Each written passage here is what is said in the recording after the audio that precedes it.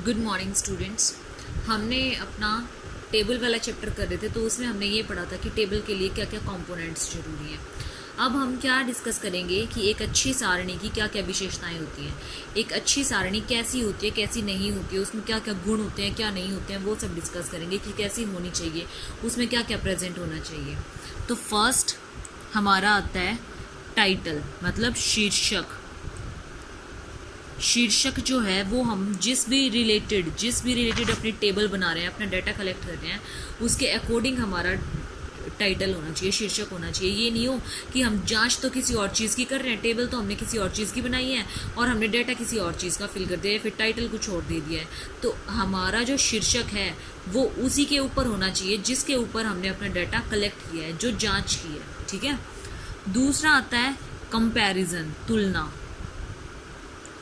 हमारी टेबल ऐसी होनी चाहिए कि हम उसको देखते ही ये बता सके कि हमारे पिछले वर्ष में ज़्यादा सेल्स थी या इस वर्ष में ज़्यादा सेल्स है। मतलब दोनों जो है, दोनों चीज़ों का डाटा, दोनों सालों का डाटा बिल्कुल साथ साथ में होना चाहिए। यहाँ पे 2018 का है तो यहाँ पे 2019 का हो। ठीक है।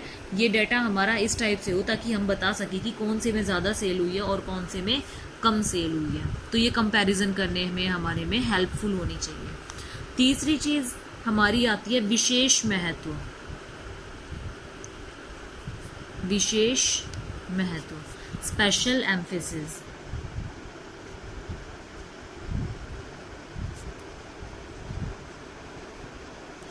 स्पेशल एम्फेसिस, इसके ऊपर इसमें क्या बता रखा है, स्पेशल एम्फेसिस। स्पेशल एम्फेसिस का मतलब क्या होता है कि हमें विशेष महत्व किस पर देना है, किस पर नहीं देना है। जो हमें विशेष महत्व जिस पे भी देना है वो हमें कैसे लिखना चाहिए, बिल्कुल ऊपर लिखना चाहिए, या तो रोज में ऊपर ऐसे, या फिर कॉलम्स में साइड में ऐसे, इस टाइप से लिखना चाहिए। मतलब या तो हमें रोज में लिखना चाहिए या फिर हमें कॉलम्स में लिखना चाहिए। आपकी रोज कैसी होती हैं, रोज लेटी हुई होती हैं और कॉलम्स खड़े हुए होते हैं, तो या तो हमें कॉलम्स में लिखने चाहिए ऊपर हेडिंग में, या रोज की हेडिंग्स में देने चाहिए। ठीक है।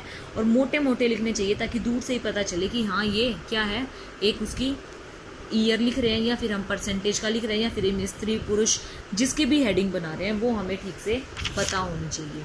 फोर्थ पॉइंट आता है हमारे पास आइडियल साइज,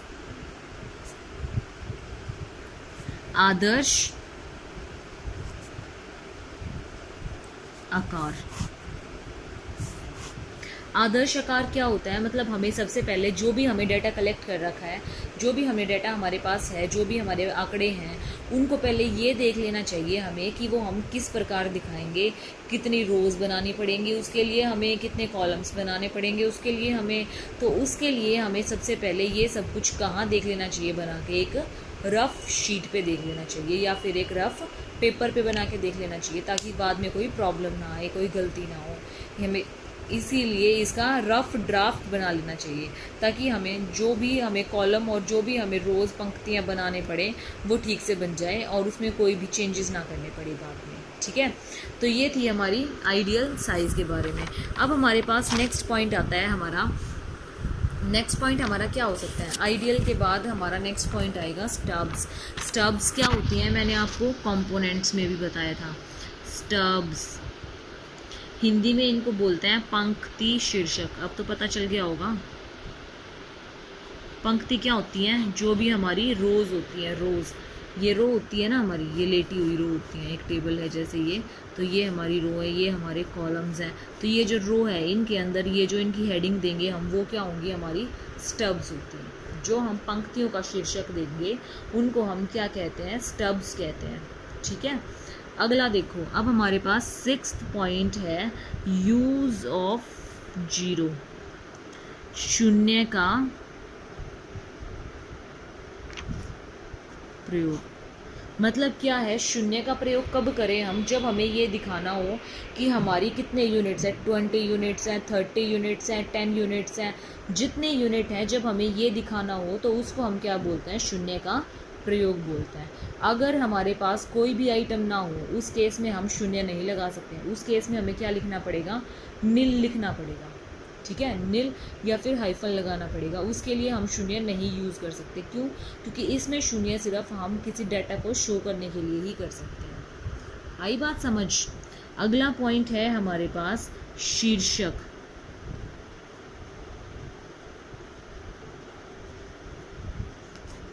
हेडिंग्स। हेडिंग्स क्या होती हैं?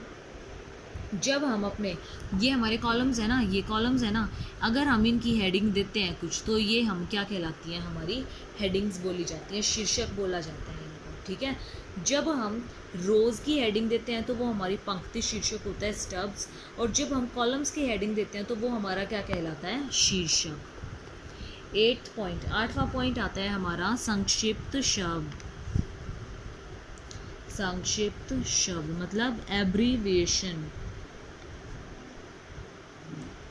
हमें अपनी टेबल्स में कोई भी एब्रीविएशन यूज़ नहीं करनी। एब्रीविएशन मतलब हम जब एक्स्ट्रा के लिए ETC लिख देते हैं, गवर्नमेंट के लिए GOVT लिख देते हैं, इस टाइप से हमें कोई भी एब्रीविएशन यूज़ नहीं करनी।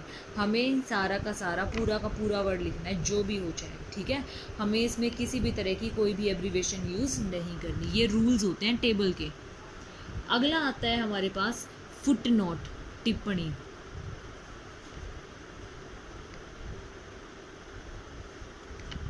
फुटनोट। फुटनोट क्या होते हैं? फुटनोट की आवश्यकता जब होती है जब हमें अपने आंकड़ों के संबंध में कहीं स्टार वगैरह लगा दिया हो या फिर कहीं कोई और साइन लगा दिया हो, और उसको हम बाद में लास्ट में रिप्रेजेंट कर रहे हैं कि हम अपने स्टार को ये माना गया है। मतलब हमने अपनी, अगर मैंने कोई पेंसिल बना दी तो उस पेंसिल का मतलब है एक पेंसिल के अंदर 10 पेंसिल्स, ठीक है, या फिर 10 यूनिट्स। जब हमें ये सब कुछ शो करना होता है कोई स्पेशल साइन वगैरह यूज़ करके, तो उसके लिए हमें नीचे देना पड़ता है, तो वो हम कहते हैं उसको फुट नोट्स। अगला पॉइंट हमारे पास आता है यूनिट्स, इकाइयाँ। इकाइयाँ क्या होता है? ये क्या होता है? मतलब हमने अपनी जो यूनिट्स हैं वो 1000 में दिखा दी, 1 lakhs में दिखा दी, 10 lakhs में दिखा दी, तो ये सब कुछ हमें ऊपर मेंशन करना पड़ता है कि हम 1 में कितनी ले रहे हैं। ये सब कुछ डाटा हमारा थाउजेंड्स में है, ये सारा डाटा हमारा लैक्स में है, ये सारा डाटा हमारा हेक्टेयर में है, टन में है, किस में नहीं है, वो हमें ऊपर अपनी टेबल के लिखना पड़ता है। तो ये होती है हमारी इकाइयाँ। अगला पॉइंट आता है हमारा टोटल, योग। जब टोटल हम करते हैं तो हमारे कॉलम्स के और रो के सब के टोटल्स होते हैं। मतलब सारणी में जिस प्रकार हमने अपना डाटा दिखाया है उन सब के क्या होते हैं? टोटल होते हैं, रो वाइज भी और कॉलम वाइज भी, ठीक है। अगला आता है 12th, परसेंटेज और रेशो, प्रतिशत। अगर हमारा डाटा कुछ ऐसे टाइप का है जिसका हम परसेंटेज निकाल सकते हैं या फिर रेशो निकाल सकते हैं, तो हमें उस डाटा की अपनी टेबल के अंदर परसेंटेज या फिर रेशो का एक कॉलम बनाना पड़ता है या फिर एक रो बनानी पड़ती है। इससे हमारी टेबल अच्छी लगती है बोल सकते हो, या फिर हमें एग्जैक्टली बिल्कुल पता चल जाता है कि इससे एकदम से कि हमारी टेबल में क्या चेंजेस हो रहे हैं, क्या चेंजेस नहीं हो रहे हैं। अगला आता है हमारे पास सोर्स ऑफ डाटा, स्रोत।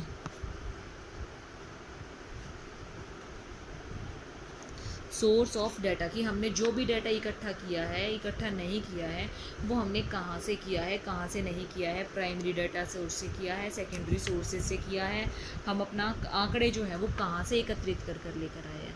तो ये हमारा क्या होता है? स्रोत होता है। अगला पॉइंट है हमारा 14 पॉइंट, साइज ऑफ कॉलम्स, स्तंभों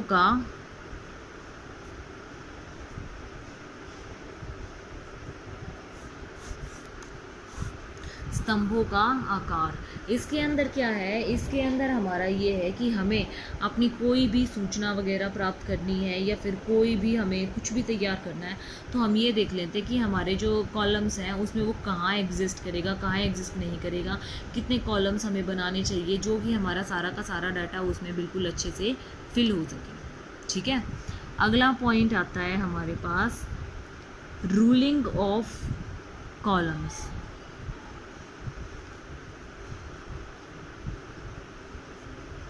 रूलिंग ऑफ कॉलम्स, स्तंभों की व्यवस्था। मतलब हमें अपने कॉलम्स इस टाइप से दिखाने चाहिए जिससे कि हमें ये पता चले कि साफ साफ कि ये हमारा बिल्कुल एग्जैक्ट मेन वो है, और ये हमारा क्या है, इसके अंदर सेल्स बनी हुई है, मतलब इसके अंदर हमारा डाटा है, इसके अंदर हमारी मेन हेडिंग है, इसके अंदर हमारा डाटा है। इस प्रकार हमें कैसी व्यवस्था करनी चाहिए, मोटी और हल्की लाइंस से, बोल्ड या फिर लाइट लाइंस करनी चाहिए। अगला आती है हमारी टेबल, सिंपल होनी चाहिए, अट्रैक्टिव होनी चाहिए। सिंपल मतलब जो बिल्कुल देखते ही समझ आ जाए, अट्रैक्टिव मतलब देखने में भी अच्छी लगनी चाहिए, ये नहीं हो कि भाई इतनी होच पोच हो जाए कि कुछ समझ में ही ना आए। सुंदर और अट्रैक्टिव दोनों होनी चाहिए, ठीक है। तो ये थी हमारी टेबल के features of a good table. आपकी ये सारे के सारे फीचर्स जो मैंने डिस्कस करे हैं, वो सारे के सारे मोस्टली फीचर्स हमने अपने कंपोनेंट्स में भी डिस्कस करे हैं, और जो बाकी के अलग रह गए वो तो अलग हैं। तो इसलिए इसमें से ज़रूरी नहीं है आप सारे लिखो, 10 भी लिख सकते हो, 12 भी लिख सकते हो। और ये इंपॉर्टेंट क्वेश्चन है कि features of a good table होता क्या है, ठीक है, या फिर components of a good table क्या होता है। तो इसीलिए आप इनको ढंग से अच्छे से समझ लेना, याद करने वाली चीज़ नहीं है। टेबल अगर आपको समझ आ गई है कि क्या होती है क्या नहीं होती है, तो आप खुद भी लिख सकते हो। आज के लिए इतना ही काफ़ी, बाकी कल हम करेंगे types of tables, kinds of tables. Thank you students. और कल आपका टेस्ट भी है 5th चैप्टर का, सो रेडी रहना 10 o'clock। Thank you.